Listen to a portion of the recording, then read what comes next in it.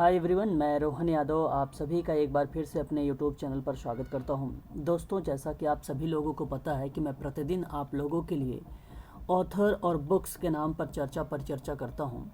जैसा कि मैं आप लोगों से बात कर चुका हूं बेस्टिक के बारे में। द केश वर्क रिलेशनशिप इनकी किताब है, बहुत फेमस है, यहाँ से ये प्रश्न पूछा जा सकता है। और टी जेफरी और ब्रैकेट्स का नाम अगर पूछा जाता है तो इनकी किताब का नाम फेमस है, supervision and education in charity को लेकर। दुर्गाबाई देशमुख के बारे में अगर मैं बात करूँ तो सोशल वेलफेयर इन इंडिया, यह किताब इनकी है, फेमस है।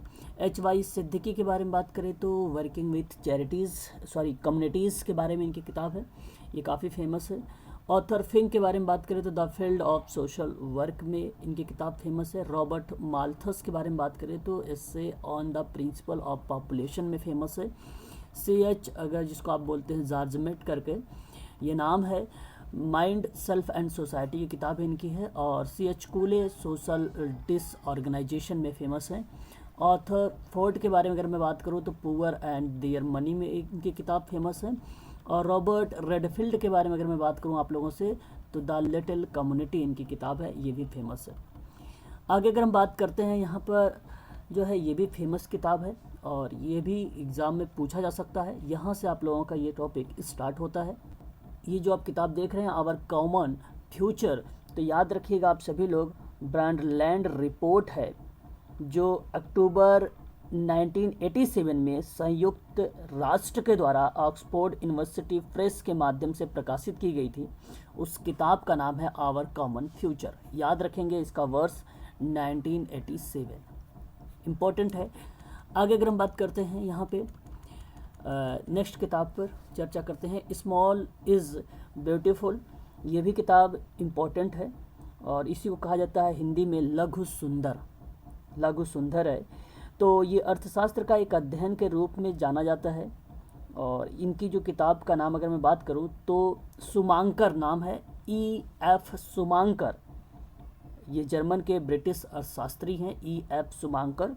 इनकी ये जो किताब आई थी, ये किताब लाई गई थी 1973 में। तो मैं सभी किताबों के बारे में चर्चा स्टेप बाय स्टेप कर रहा हूँ। आगे अगर हम बात करते हैं तो एक और किताब नाम आती है साइलेंट स्प्रिंग करके। और साइलेंट स्प्रिंग जो है राहेल कर्सल की किताब है, ये पर्यावरण विज्ञान पुस्तक पर आधारित है ये किताब। और ये जो बुक लाई गई थी 30 जून, ध्यान रखेंगे आप सभी लोग, 30 जून 1962 में ये किताब लाई गई थी, 1962 में। किताब का नाम याद रखेंगे साइलेंट स्प्रिंग, विद्वान का नाम याद रखेंगे राहेल कर्सन। ठीक है, आगे बात करते हैं नेक्स्ट किताब पर, चर्चा हम लोग करेंगे। यहाँ किताब पर बात करेंगे रॉबर्ट नील बटलर के बारे में।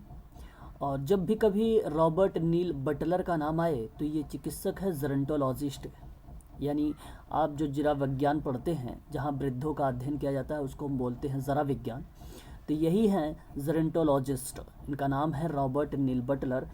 इनकी एक किताब है वाई सर्विस करके। ठीक है, तो ये थोड़ा सा इम्पोर्टेंट किताब है। ठीक है, तो इसे आप लोग थोड़ा सा ध्यान रखेंगे।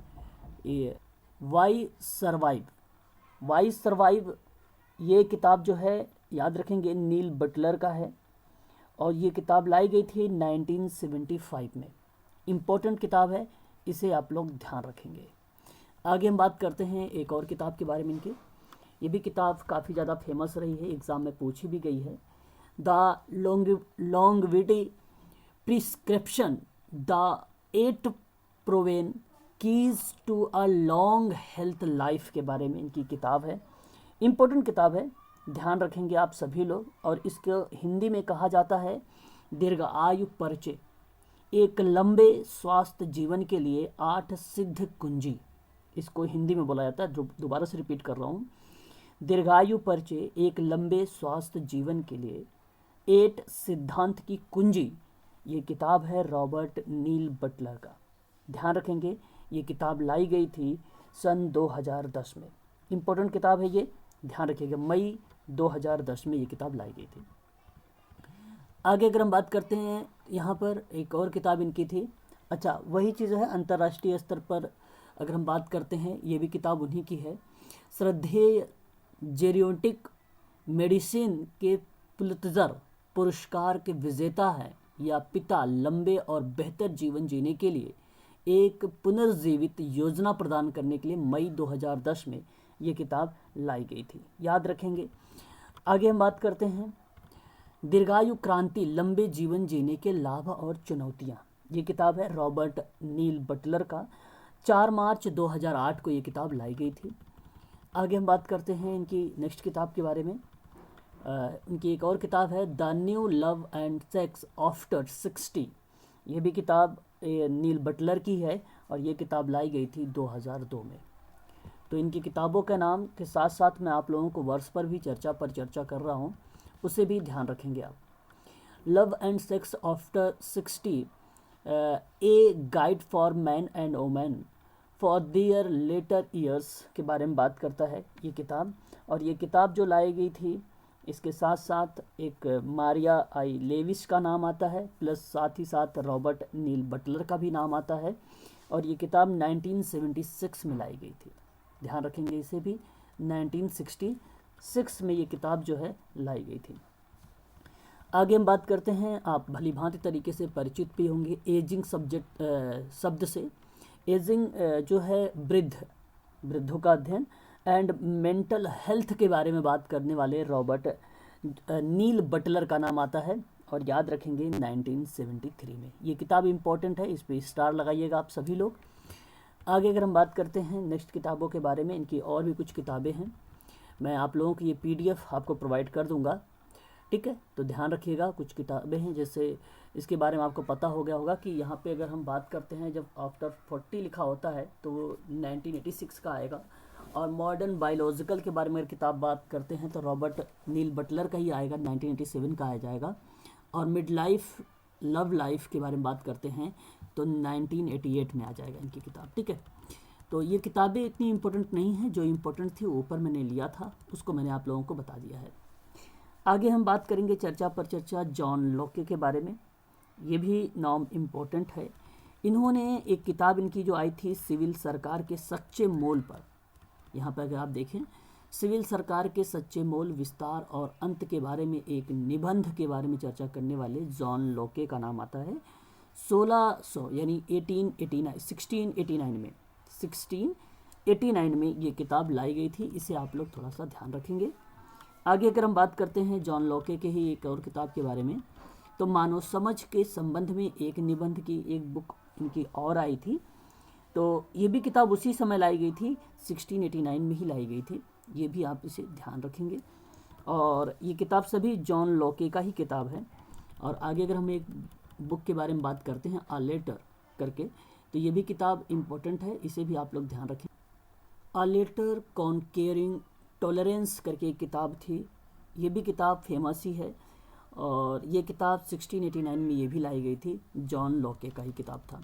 तो जॉन लॉके की किताबें ज़्यादातर इनकी जो लाई गई है वो 1689 में ही लाई गई है।